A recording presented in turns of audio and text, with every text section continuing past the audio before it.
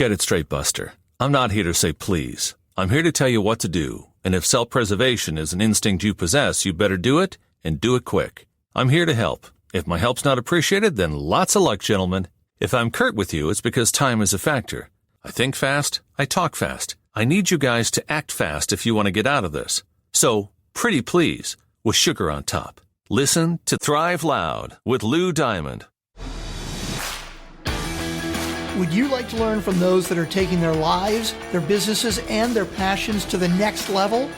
Best-selling author of Speakeasy and master connector Lou Diamond is here to connect you to some of the most inspiring and amazing people on this planet. Get ready to thrive loud with Lou Diamond.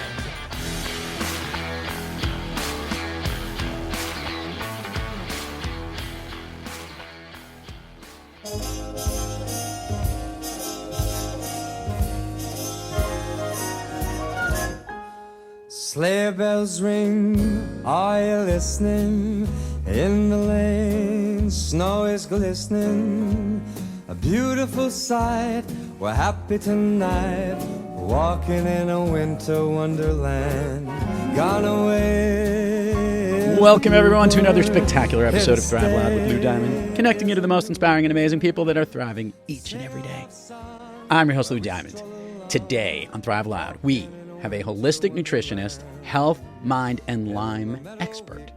Through her own personal experiences, she has developed a passion to help others achieve optimal wellness and feel their best and make lasting, sustainable changes and revive from the inside out. Thrive Loud listeners, coming to us from Austin, Texas, Janna Johnson. Janna, how are you today? Hey Lou, I am doing great. Thanks for having me. I had the good pleasure of connecting with Janna and many other people in the Unstoppable Mastermind. We'll give a shout out to Amberly right at the top of the show several months back. And we had a lot of fun, didn't we? Yes, we did. It was awesome. We had a lot of fun, real inspiration. And this group is pretty inspiring. And this individual, Janna Johnson, is especially inspiring. Janna, here's what I want you to do. I don't want you to go all the way back to the womb, but I kind of want to understand and help our listeners understand exactly how what you're focused on now became your gig. Yeah, absolutely.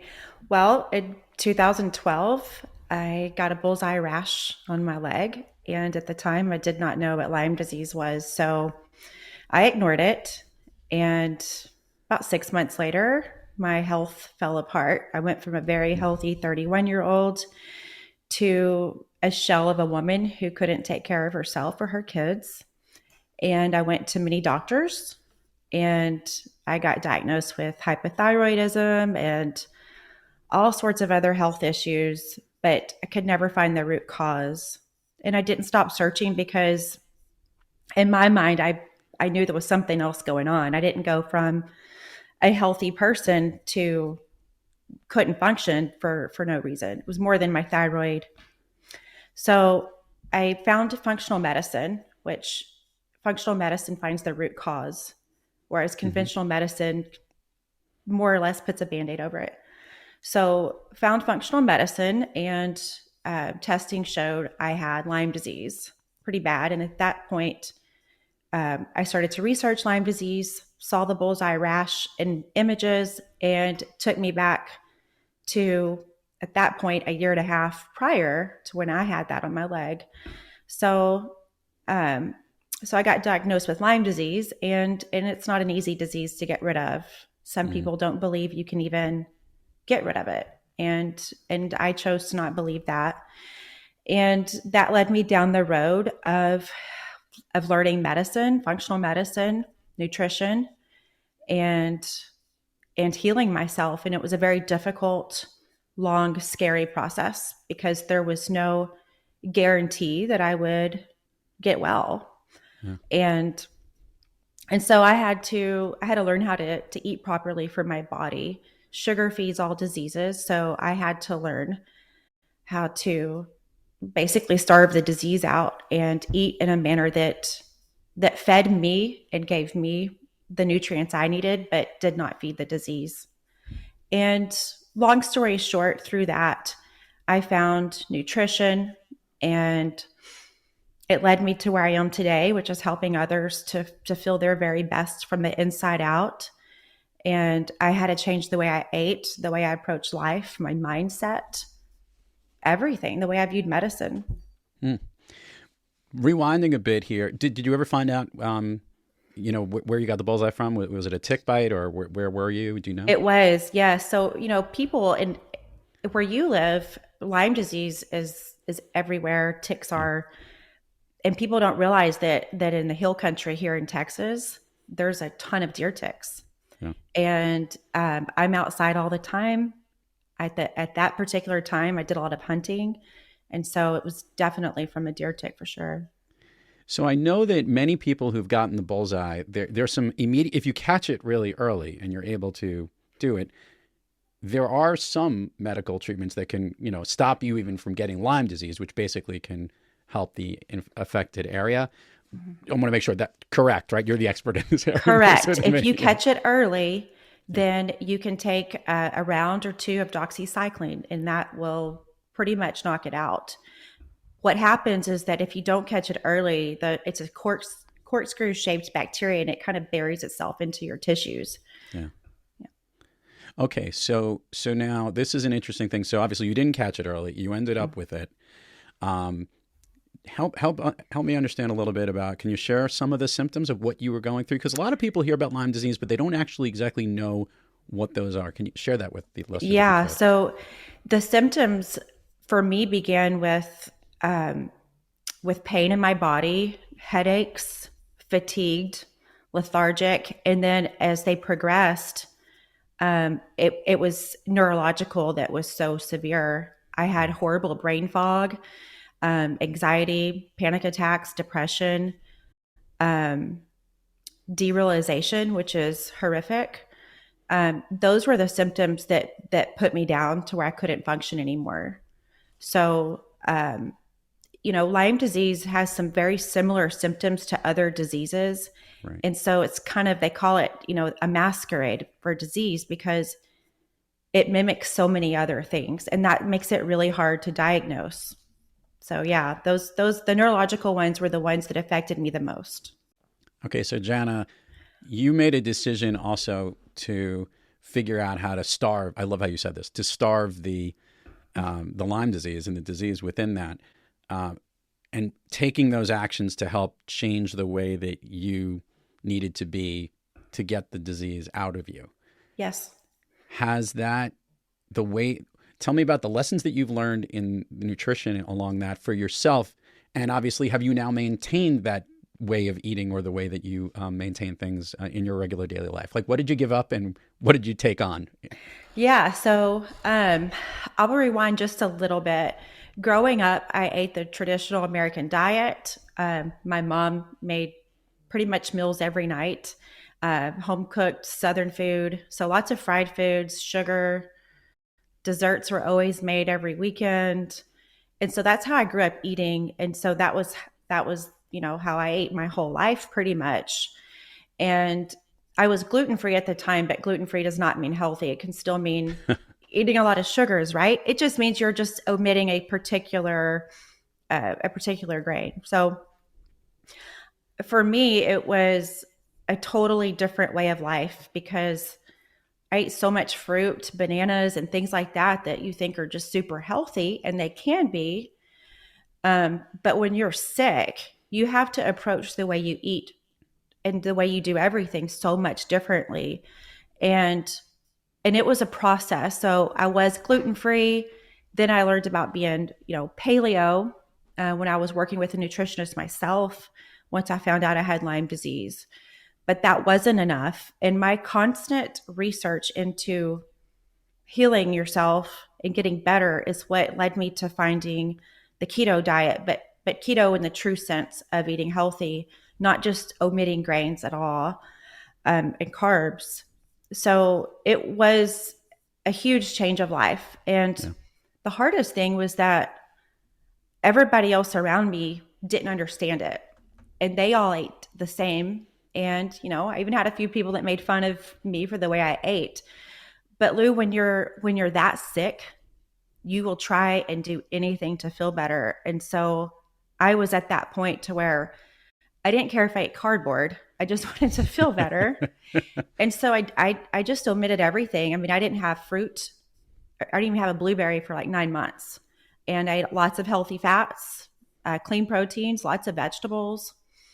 And doing that and intermittent fasting allowed my body to heal. It gave me the nutrients I needed, but the sugar was omitted in all forms, and anything that would turn into sugar in my body. And doing that starved the disease out. And when I made that change in itself of how I ate, that was when things did a major turnaround in my health. And that was when I was like, wow, food is powerful. So with every bite of food, you're either feeding disease or you're starving it, right? So that's how I view it. And to your other question, if that's how I still eat, yes, I do. I eat very clean still. I'm pretty much a keto girl, but in a true sense. But I've gotten to a point now, it's been a long time since, I've healed. So if I want to have a little bit of non-glutinous grains or things like that, I will, but I do stay away from sugar 100% because it's just bad for you. Janna, how long have you been healthy? Well, since 2013. Okay, great. Yeah. So 9 it's years. Yeah. At what point did you say, okay, what I did for me, I need to help others to do? And that's a big shift to not only be able to figure out how to fix your own issues, but now be able to shift it and be a guide to help others down this path who might be suffering from similar things, or all the benefits that you've had a chance to do that. When did that happen? Yeah, it was kind of natural in a sense. I've always been kind of a nurturer at heart, and a healer, and wanting to make people feel better. And a turning point for me was being on the other side of health. So when I went from healthy to sick, and Lou, let me say this, it wasn't just sick, it was living with an invisible disease, right? I didn't look sick on the outside. I didn't have crutches or a cast or bruises or anything. No one could see my sickness, and living with an invisible disease is really, really hard. People judge you and question you all the time. And so I think being on the other side of health and then having to be my own advocate and, my own doctor in a sense, I just, this passion grew inside of me of wanting to help others feel better. I didn't want other people to have to go through the struggle I went through and the hardships of trying to find how to get well. I wanted to help someone else and give them the tools I have. And so in my mind, when I was really sick, I decided, if I'm going through this just to help one more person, send me through it. And it's become my passion, and people naturally gravitate to me for help with health. And so it's kind of a natural thing, but I think being on the other side of health was a huge turning point for me. Janna, what did you do beforehand when you were sick? What was your line of work or the things that you worked on all the time? Yeah, so I was a controller and did a lot of accounting and nothing to do with health. Right. I'm really good with math.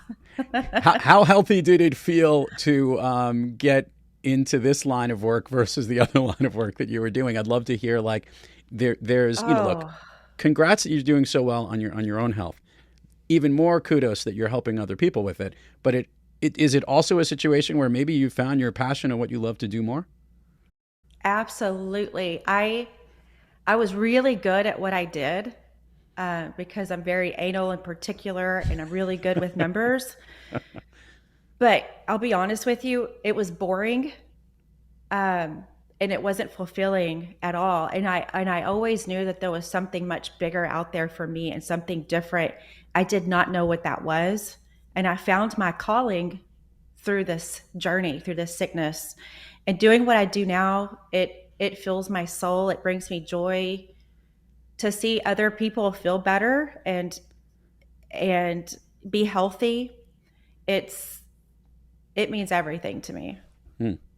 So let's dive one more double click on this level that I want to drill down on, and that is helping people getting started on this path. Because Lots of people pick up different diets for different reasons, for weight gain or for other health issues, or just because they think it's the end thing to do or they want to try something new, what they eat. Although I don't recommend cardboard, although high in fiber, I would tell you never to have it. So how does, when you kick people off, how do you get people rolling and figure out, because not everyone has the same requirements and the same needs and what works. So share with the listeners a little bit about your program, which is all about, reviving. So to tell everybody what that's about and how that gets started and what's involved. Yeah. So, people often think I'm just going to tell them what to eat, what supplements to take. And it's so much more than that. Oftentimes when people come to me, sometimes I'm their last resort, right? And then I just have the ones that are like, I just want to get well. I just want to feel better. What do I eat? It's a really deep dive that I do into someone's life and daily habits to understand where they are, what they do. Because I have to give my clients something and teach them something that's sustainable, because a diet has a beginning and an end. And I want to teach people how to eat for their lifestyle. So in doing that, I got to find their motivation and their reason for wanting to be healthy and kind of go off of that. Because people that have to eat on the go or travel a lot, I'm gonna help them differently than I am someone who works from home all the time. And then of course, man versus woman, things like that. So finding someone's motivation and their reason for getting well, teaching them how to overcome the slip ups. Those are the biggest things. Gotcha. Lyme itself, I want to hit this before we pull the curtain back and learn a little bit more about Janna. Has, since the time that you were diagnosed with Lyme disease, have there been advancements in the ability to detect it a little sooner? To your point, because it acts as a masking disease and it looks like a lot of other things that are going on, have they been able to at least laser in a little bit more and do those tests more often to figure out if you have it? Totally unknown about this. I know I've had friends who've had Lyme and know how serious it can be, and a lot of it is about that detection piece. Any advancements or things that they're trying to improve upon in that area? They're constantly improving on the testing for sure. Conventional medicine, the tests just aren't there. In fact, when I was trying to figure out what was wrong with me, I had tons of conventional tests done, even tested for Lyme disease, and came back negative. So when I got to functional medicine and when I was sick and they asked about that, I was like, yes, but it's come back negative. They said, well, the test that we do in functional medicine, which of course insurance doesn't pay for, is totally different. So at that time, that was, functional medicine test is how it figured it out. But then after I got well and I got pregnant with my third child, I wanted to get tested again because Lyme can be passed down to the fetus. Mm-hmm. And at that point, even more advanced testing had come out. And it's even more clear than the previous tests that I had done years prior to that. And now today, which is now 7 years later from the last time I was tested for it, the tests are even more advanced. Unfortunately, though, it is typically tests that insurance doesn't pay for. And that's one of the biggest problems, Lou, that we have with the testing for Lyme. Interesting. I kind of figured they're going to make a leap on that one just because it seems like, first of all, let's also talk about the fact that Lyme, which for those who don't know this, it's created from Lyme, Connecticut, which is a town that they identified where this stuff was, where there is a lot of deer. And oh, by the way, Connecticut is the insurance capital of the world. You would figure these two guys would get together on the same page. No, it doesn't. It doesn't work. Conventional medicine, insurance, and it doesn't work. Anyway. All right. So I love asking guests this question, and I know this is great. By the way, what a good story. And I'm so glad that you're healthy and well, and I'm so glad that you're helping others do the same. Thank you. And on top of that, this means that you're thriving on most days, or at least you try to be. Your mom. I try my very best. On the days you're not thriving, what practice do you seek out or an individual that you seek to help you get back on the thriving track? Yeah, we definitely all have bad days, and my best today might not be my best, tomorrow. So when I'm having one of those off days and you start to get into my own head, I have to recenter myself. So for me, it's remembering my purpose. It's going outside and getting fresh air and just reconnecting again. Um, Music is very therapeutic for me. So that always gets me back in a really good headspace. I do a lot of writing and articles and things like that. And so I have to constantly put myself in this creative space. I do that with music and laughter, um, talking to someone who always, knows how to make me smile. Things like that always put me back in that good place and remember that I'm doing the best I can do today. I like it.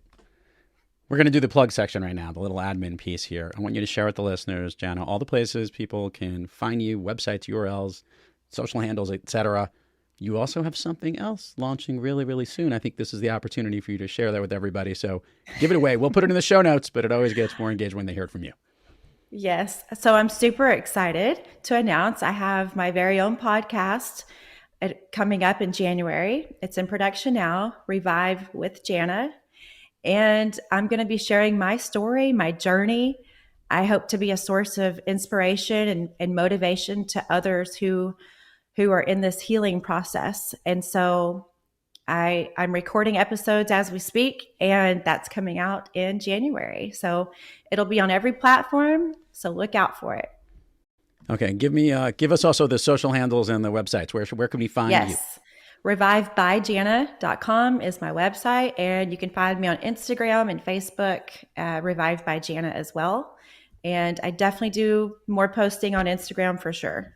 Yeah. She does. She's very active, folks. We can see her out there. All right. We've been having, and by the way, thank you for this education. We always try and balance things up on Thrive Loud a little bit. Like we got to let people learn a little bit. It. And then we also need to have a little bit of fun. So I want to navigate towards Always. Fun Street here. So can you share with the listeners what you shared with me was one of your all-time favorite movies? Yes. Wild Hearts Can't Be Broken. There's probably a lot of people that have not heard of it. It's a movie that I remember watching when I was a young girl, and it's a story of a girl overcoming the odds and never giving up. No matter what came her way, she never gives up. And I feel like that's me. I feel like I've always had to be a warrior and a fighter. And so that movie really resonates with me. Super. I like it. We're going to do the kind of rapid fire Fun Street speed round here. I'm going to throw in a couple of curveballs because I know Janna can handle it. And are you ready for this? Goodness. Most of the things I'm going to be asking you will lift you up, make you feel good. They're all things that make you thrive. So I know you can handle it. All right. Since you like music, first of all, what kind of music do you like most? Wow. I have an eclectic taste of music. I love Metallica. I love country. I also love rap.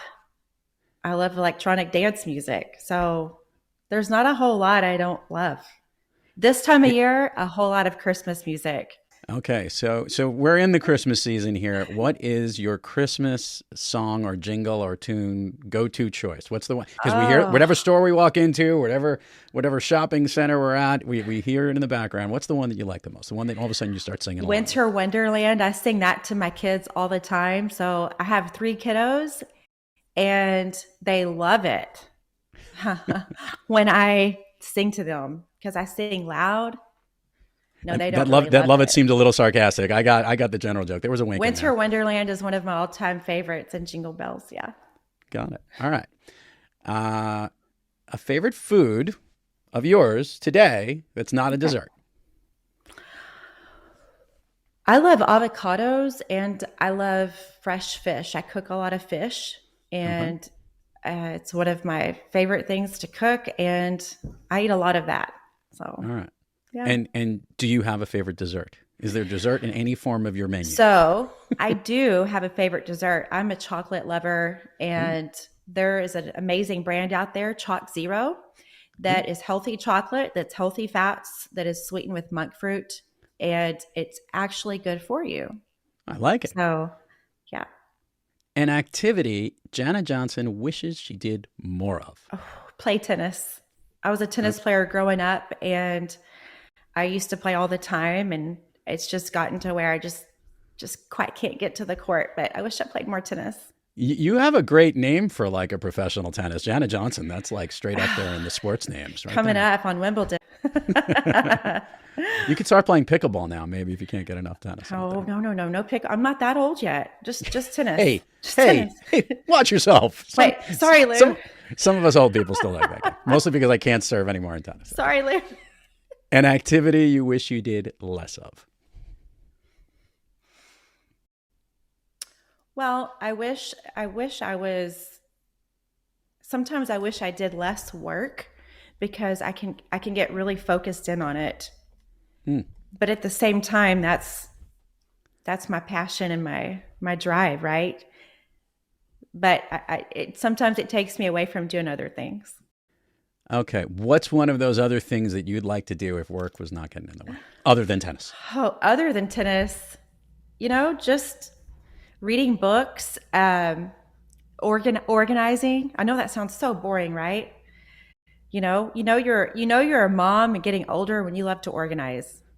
And I think about all these closets and drawers. I'm like, oh, I need to organize that drawer.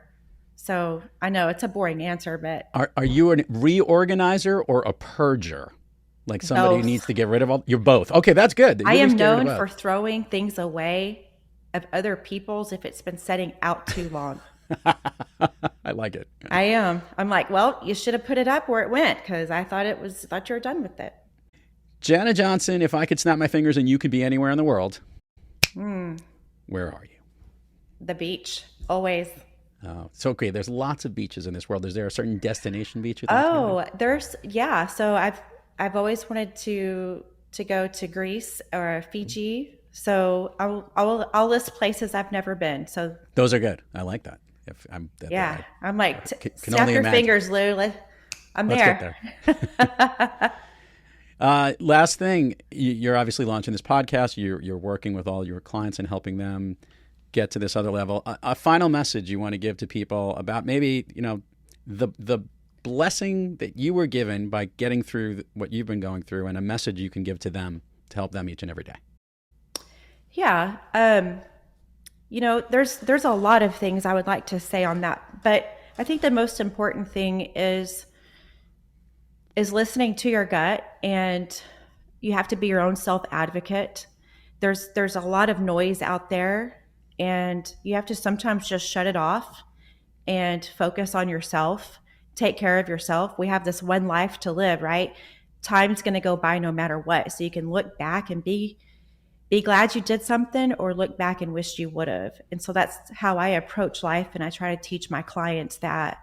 And you have this one body and you got to take really good care of it. So, yeah. Janna Johnson, truly a pleasure to have you on Thrive Loud today. Thank you so much for coming on. Thank you, Lou. You got it. And to all listeners out there, thank you for joining us. And until next time, keep moving onward and upward. And remember, be brief, be bright, be gone. In a winter wonderland. Walking in a winter wonderland.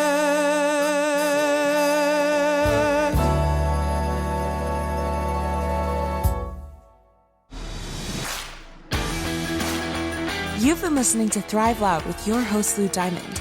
Check us out on the web at thriveloud.com and follow us on Instagram, LinkedIn, Twitter, and Facebook at Thrive Loud.